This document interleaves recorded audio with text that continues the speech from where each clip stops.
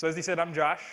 I grew up in a family of meat and potatoes. I had a gourmet chef grandmother, a deli daycare where I would be dropped off every day eating amazing food. And so if you take a look at my family background, that's not really surprising. So on my mom's side, they grew up in Argentina. This is a place where you have a lot of dairy farmers, including my family. You add to that my dad's side of the family, Fort Worth, Texas, born and raised, myself as well. This is a place where you literally still have cattle drives to the middle of town. So you put those two together, and what do you get? Not surprisingly, pretty much every meal that I ate was a giant pile of meat. At one point in my life, I would literally brag that I ate steak every day for 40 days. And I thought that was an accomplishment. So it all changed on a very fateful trip. I like going up to Lake Tahoe, one of my favorite things to do. You know, this is a trip that normally takes 4 or 5 hours. We got stuck in a really bad snowstorm. So about 10 hours into what should be a 4 or 5 hour trip, we're all really stir crazy in the car. We're having lots of crazy conversations. At one point, we were making animal noises to keep ourselves entertained. We had the car turned off. Everyone was basically sleeping in their car. And we got on the subject of nutrition.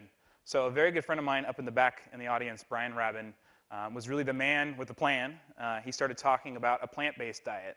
And you had a car full of extremely skeptical people. Myself included. We had 4 other people in the car besides Brian.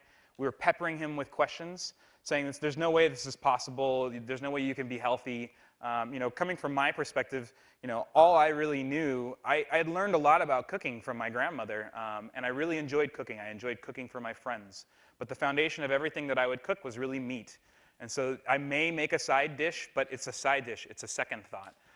And so after this long conversation with Brian, I think he did a very good job of inspiring the rest of the group. So those four others of us in the car all decided to go 7 days, no meat whatsoever. So a little bit of a support group in each other, challenging each other to try 7 days with no meat.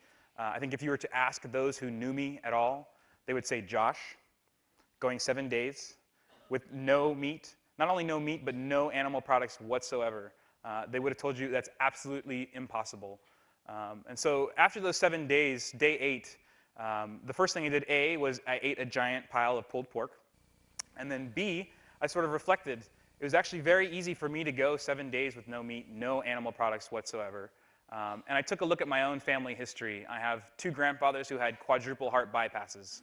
Not very surprising, given what I've been talking about my family history. I have a grandmother who passed away from diabetes. I have lots of cancer in my family.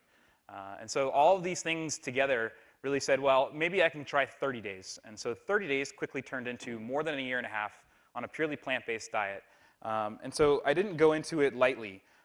When I took a look at my own situation, I spent 10 or 12 years really building my body. I really enjoy physical fitness. I really enjoy bodybuilding. And I had a major concern that I would waste away. I would be skinny and sickly, and all of this work that I put in would just completely disappear.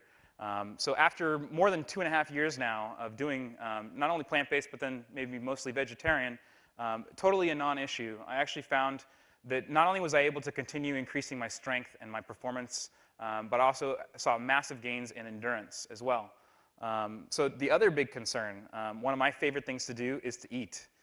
It's one of my favorite ways to interact socially. And so I was concerned that this is going to be a very difficult thing for me to do if it's going to be a battle, day in, day out, resisting things. So for me, it was much less about what I was giving up and much more about what I was actually coming to learn.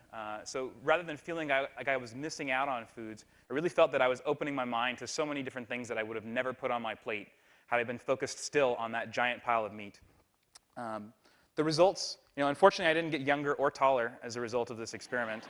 I did precipitously drop my cholesterol. This is a level that maybe some people wouldn't say was extremely dangerous, but a pretty high level of cholesterol. That cholesterol drop happened extremely quickly, as did the weight drop. I didn't think I had 35 pounds to lose, but I lost 35 pounds. I dropped my cholesterol precipitously. Noticed massive improvements in my performance, my ability to function at my work and in my job, so mental improvements as well as physical improvements. And so I think this all really started with my friend Brian and a lot of the literature that I read and my own family history inspiring me to take about 30 days to make this change. And hopefully my inspiration, these things that inspired me, can also be an inspiration for you to believe that this is possible for you as well. Thank you.